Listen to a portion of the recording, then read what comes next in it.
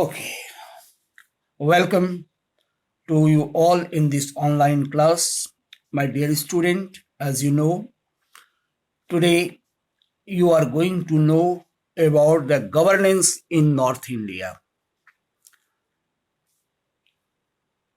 You have studied about the rule of Pratihara, Palas, Rashtrakutas, and Rajputas.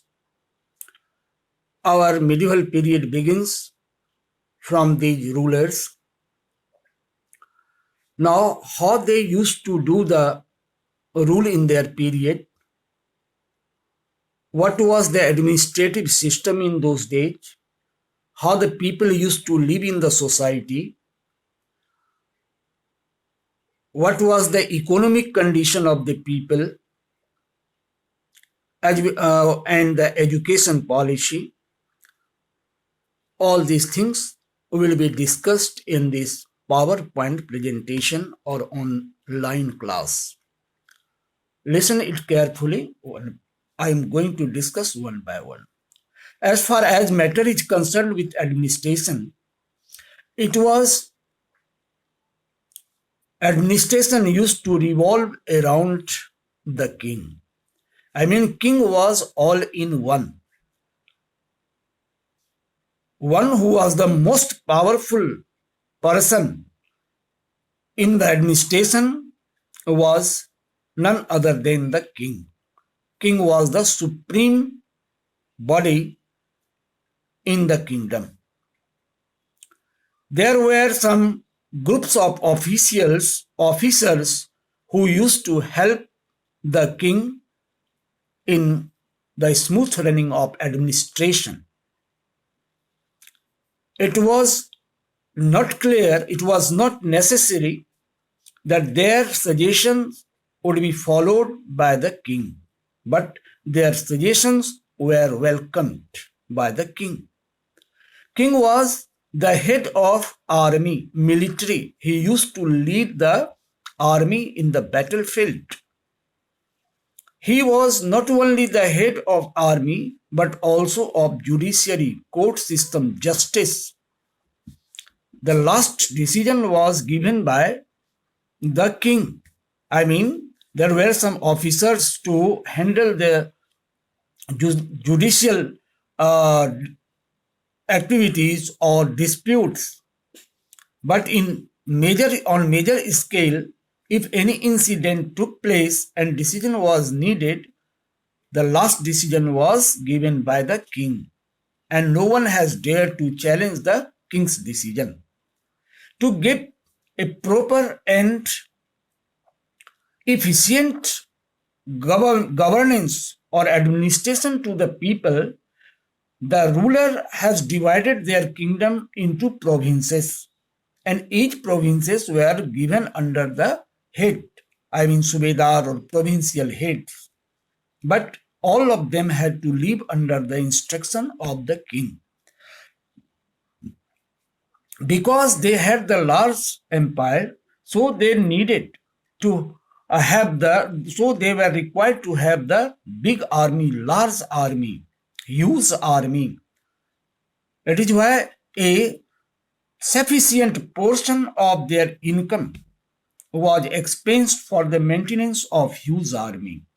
Now, so this was the administrative system. Next is the economic system. Which type of economy, what type of economic system was there?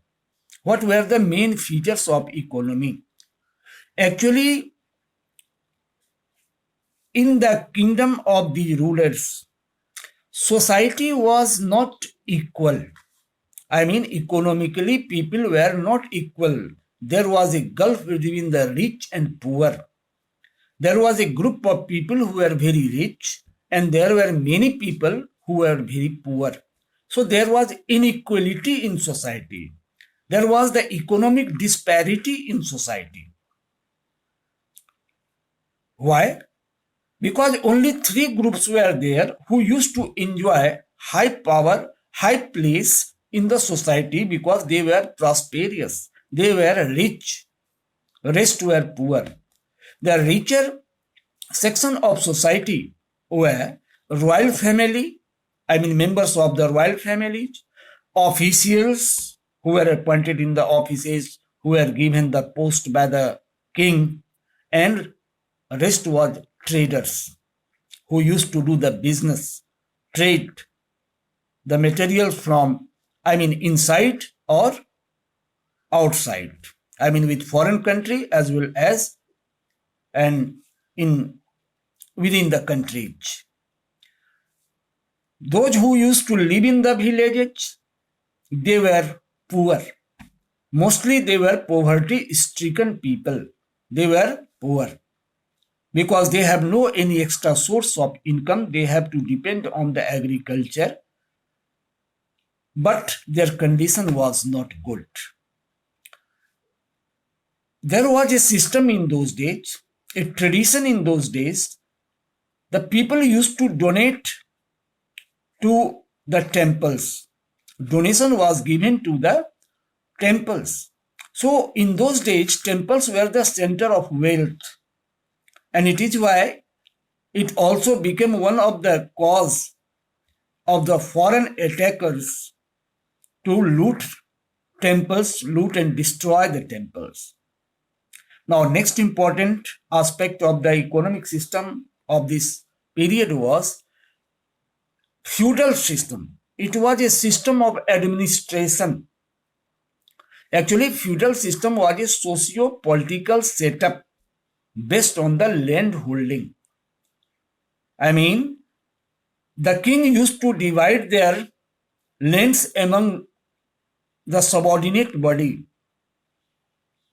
and they used to behave as the owner of that land.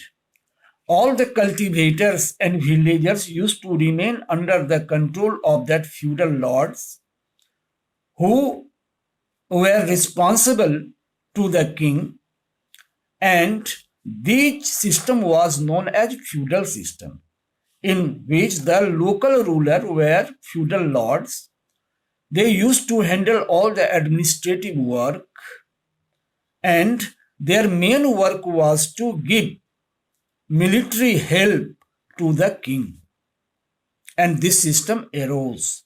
In a note you are watching here, feudalism, later on I will discuss. Feudal system, this was the feudal system.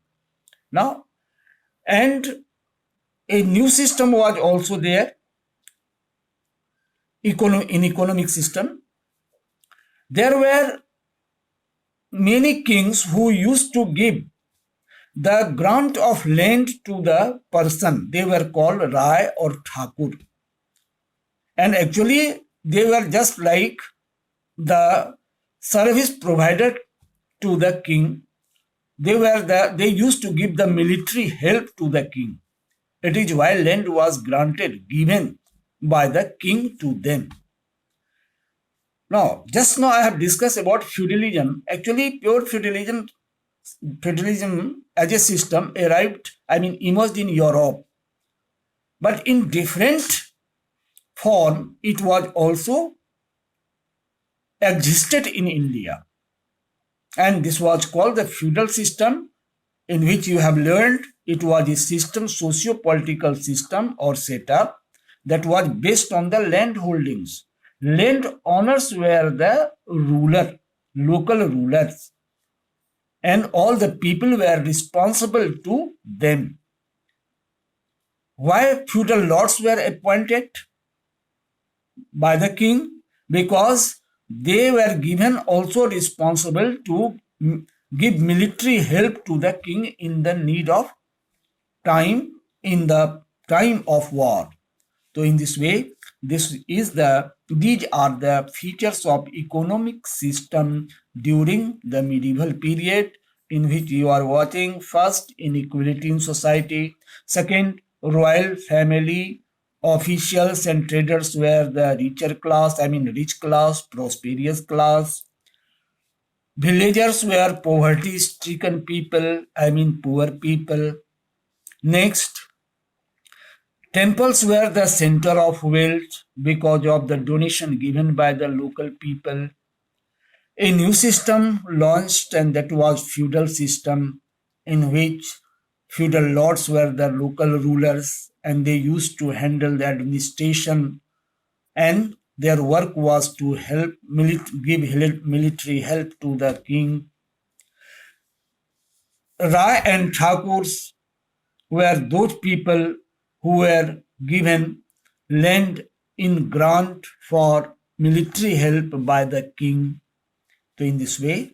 Now next is what? One question always comes. How does feudalism weaken the power of the king? You know, actually feudal lords were the military provider to the king. They were given the land for their maintenance, and they have to give some share of the revenue or tax collected from the peasants to the king. But in course of time, what happened? They did not pay the due quantities of the tax or amount of the tax to the king, and they began to be strong, accumulate wealth in their own hands. And it is why in course of time they became more powerful than the king, and they did not help to the king by providing them money and military power, and it is why the kings became weaker and they became stronger. Now next is society. What was the social condition? The first demerit of society was what? In those days there was caste system in society. Society was divided into different castes, and there was also ill feeling among them, right? So social condition was after all not good under these rulers, because their society was divided into different community, different castes. The king, the feudal lords, and the Brahmins were the upper class people, prosperous class of society, and poor class of society was made of Sudras. They were the land cultivators. Their work was to do the agricultural operation, cultivation. They were very poor because they could not produce or could not save the produced materials for whole years and for the maintenance of all types of costs. They were under the burden of taxes. Taxes were collected from the Shudras because they were the cultivators. And there was discrimination. They were not given due place in the society. They were exploited by the king, the feudal lords and Brahmins. Next is miserable condition of women. Women failed to possess a respectful place in the society. They were not given freedom like nowadays the male have given, or society or government has given the freedom to women. They were not allowed to get education. These were the causes of their poor condition, miserable condition. Apart from the ban on education, some evil practices were also there which had worsened the condition of women. For example, practice of sati. One picture is given here. Now sati, you know what is the sati system? Yes, sati system or practice was a system in which a newly widow had to burn with the funeral pyre with the dead body of her husband.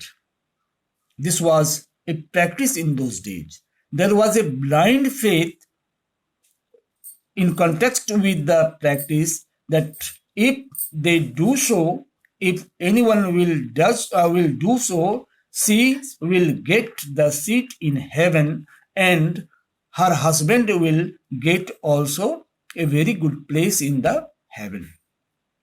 Now next is, and other causes were there, later on we will discuss. Next is child marriage.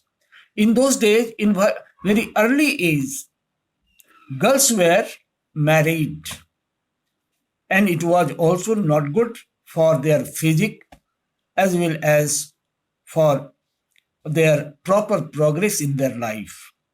And other system is polygamy. Polygamy was a practice in which a husband keeps more than one wife. I mean, it is a system in which a male keeps many wives. And other is Johar in royal family. When you will read your book, you have also learned, that is given in your paragraph. Actually, this practice was popular among the royal families, especially in Rajput royal families, in which the women of the palaces or royal families used to burn themselves in a burning fire when their male were captured or killed in battlefield, and they were under the threat of the enemies. Because in those days, when the king used to defeat other kings, I mean foreigner, if you used to defeat Indian kings, they used to attack on the palaces in the cities, and they used to capture the people, female, etc. So to save their prestige, they used to burn in group, and this system was not was known as Johar. Yes, 8 minutes are left. I am just now unmuting you. Next is religion. Rajputs worshipped gods Lord Vishnu and Shiva. Goddesses Kali and Durga were also worshipped. Rajputs used to give land to the Brahmins, that was called Brahmadeya or Agrahara. In the name of religion, Buddhism and Hinduism were popular. In those days, some Bhakti sons also began to spread their ideas. They said the people about the Bhakti. Bhakti means devotion to God. They opposed social evils, religious ill practices, social discrimination, superstition, narrow-mindedness. All these were opposed. Now this is the picture of Bhakti sons. Now next is education. As you know, Nalanda University and Vikramshila universities are set up in Bihar in those days. Actually, in those days, educations were given in temples and monasteries. Monasteries were the houses, place made for the Buddhist monk to stay. Later on, it was used for discussion, religious discussion, and education, to provide education. Elementary education, primary education, was limited to the temples and monasteries. In those days, philosophy and religion was highlighted in the studies, while mathematics and science were ignored. In this period, some local languages developed. These were Bengali, Marathi, Gujarati. Prominent language was Sanskrit, but Pali and Prakrit was also in existence, which was used to write the Buddhist and Jain literature. And you have just now Nalanda and Vikramshila University in Bihar were set up in those periods. Now these are the art and architecture. You know, paintings in the form of murals in cave palaces. Jain monks developed miniature painting. What is miniature painting? You know, miniature painting means a small painting executed with great details. Lingaraj temples and Muktetra temples are built at Bhubaneswar in Odisha and sun temples at Konark. Here pictures are given. Now some home assignment is there. Now I am going to unmute you. You can ask. I will give you some